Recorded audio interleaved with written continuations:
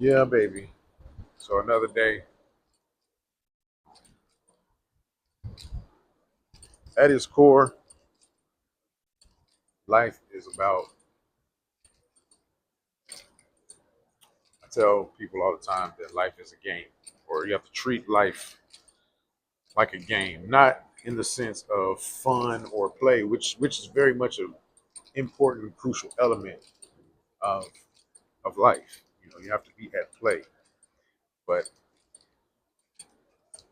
the real essence of when I say it's a game, because a game is about rules. Morning.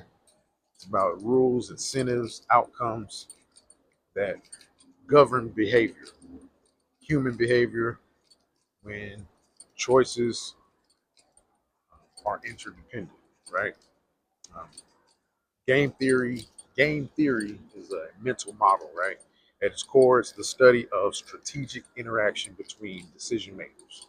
We're all decision makers in any particular arena. Some people take it real deep as to how we are all interconnected as a human race, right? But you can um, distill it down to a ma- micro level um, in any arena, in any endeavor that you partake in. Um, in a game, your outcome isn't determined solely by what you do, but also by how others respond, right? So that's the mindset behind, or the idea, the thought behind game theory, right? That's why game theory analyzes scenarios where each player's decision affects everyone else. Um, should you cooperate? Should you betray, knowing that the other party faces that same choice? Where you can finding a balance where no player benefits, nobody benefits from changing their strategy if others stay the same. Got zero sum and positive sum games. Thought behind that is if you're dividing a fixed pie or creating a bigger one together, some things just aren't worth a decision at all, right? So in business, leadership, and life, these dynamics show up constantly in negotiations, in creating incentives for your team, coming up with competitive strategies, partnerships, and even your customer relationships, right? Understanding the mental model behind game theory means understanding that the game is already being played. You're playing a game, whether you realize it or not. Simply adding this view of the world, it's a framework that you can use to make sense of complex situations. It simplifies things. That's what I like. I like to make things very simple. And the most effective leaders, the greatest minds that I've ever encountered, they really like to filter things down to its simplest form, to the lowest common denominator, to the first principles. The best leaders don't rely on just gut instinct alone. There's an element of that comes with experience, or it just comes from a mystical thing that we can't always define. Um, I'm not saying you can't rely on the mystical nature of operating, but you want to have some first principles behind your line of reasoning, right? Um, so mental models again, they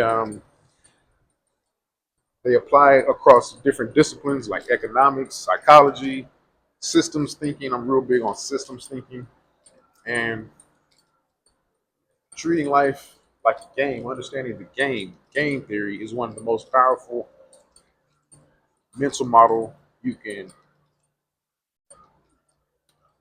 adopt, because it teaches you to step outside of your own perspective. It allows a level of predictability from others, and then you can consequently strategize the order of consequences of your actions, of your decisions. Charlie Munger is somebody I always admired and studied and watched content of, still do.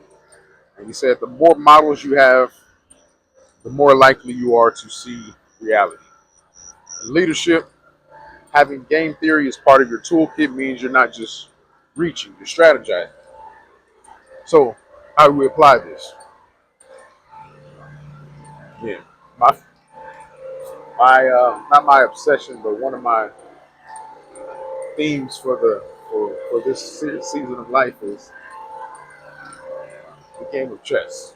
Okay, you got to see the board, not just the pieces. As a manager and as an entrepreneur in my space, um,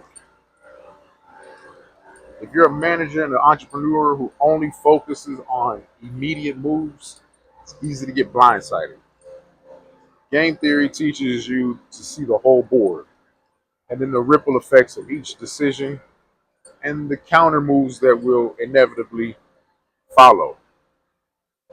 It also allows you to understand that there's always a hidden incentive driving people's behavior. So people will say one thing with their mouth, but you have to always consider the fact that there's a hidden incentive, possibly possibly an incentive that they don't even realize that they're driven by. Okay, that's where psychology comes into play. A lot of people are driven and motivated by things that they don't even realize that they're driven and motivated by. Uh, some people chase material things and don't even realize they're chasing the feeling and the effect of that particular material thing. But let me not digress, okay? Um, and you have to understand that people feel.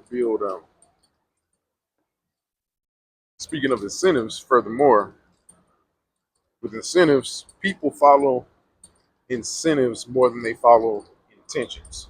That's how you build your systems, okay? Um, I've come to realize this with virtual assistants. If you want a team that collaborates, that if you want a team that collaborates, you have to design rewards that encourage collaboration.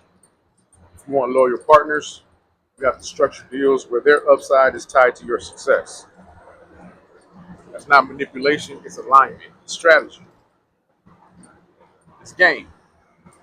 Um, most relationships in business are not one off, or they shouldn't be. The most valuable relationships are not just transactional one off, because you'll negotiate with vendors and you want to continue to have the best price, the best the best terms, and the best relationship with that vendor, with employees, with associates, and um, even the dynamic with rivals repeatedly over time. Leaders who understand that this the long game about building trust, you'll protect your reputation. You'll protect um, you'll protect the trust that you have in people. Maintain your credibility, and you'll prioritize that. You'll prioritize having cooperation and collaboration over short-term wins. Um, one of my favorite rappers of all time, my favorite rapper actually of all time, Pimp C. He he spoke to this principle in a very quotable line. He said, "That's how humans get caught trying to keep the cheaper price." And he was talking about an arena that most of us will never know about, the illegal narcotics trade. But uh, don't ask me how I know this, but I've seen, I know this to be true in that arena. And I don't know why I'm speaking on this. It just made me decide to say this. Um, that more than anything is a business based on relationships and how it can be to your detriment when you compromise and violate that relationship because you're trying to get a short term win, so to speak. You're trying to basically be greedy. Greed has no place in it, the game of life, in any way. Greed always is going to bite you in the ass, really. Uh, Now that speaks to balance. You want to balance competition and you want to balance cooperations. Some situations are going to require decisive, competitive moves. Um, it's going to require seemingly ruthless maneuvers, shrewd moves. Okay. Um, then others are going to call for alliance, cooperation. That's when you have your joint ventures. That's when you have your partnerships, um, and then even collaborating with competitors in certain industries for certain reasons. Again, going back to this being a game theory, that's going to sharpen your instinct for when to fight and when to align. Okay. Um, I spoke before about protecting your reputation. That's your reputation is social currency. It's strategic capital. What I like to say. Um, in a game that there's more frequency with certain players, so to speak, repeated games. This is relationships we spoke about. Your reputation really is your most valuable asset. It's the silent force that shapes how you treat others, how others treat you, what opportunities will come your way, and whether people trust you. I spoke before, trust is part of your social currency. And leaders who think in terms of that, treating the game more precious, protecting your reputation, that's how you win. So it's not a random walk. Okay, it's not a random thing. Um, Games have structures, right? And there, there's always the element of a board that shifts because life is always changing. The only constant in life is change. The players are always changing, but the leaders who aren't just skilled tacticians, they're strategists who understand the psychology of the players of the game itself, of decisions and choices, know how to build incentives, build on the compounding effect of your reputation. When you embrace this middle model, that's something that's transformational. And you don't become somebody who's reactive. You're becoming somebody who's shaping the game. The worst games is where you have to react. Okay? Most most effective coaches, they plan for different iterations, for different scenarios. That way they're not always being reactive. They're dictating. Anyway, I hope that that's all I have for you. I hope that makes sense to you. I hope that landed for you for somebody. Peace and blessings.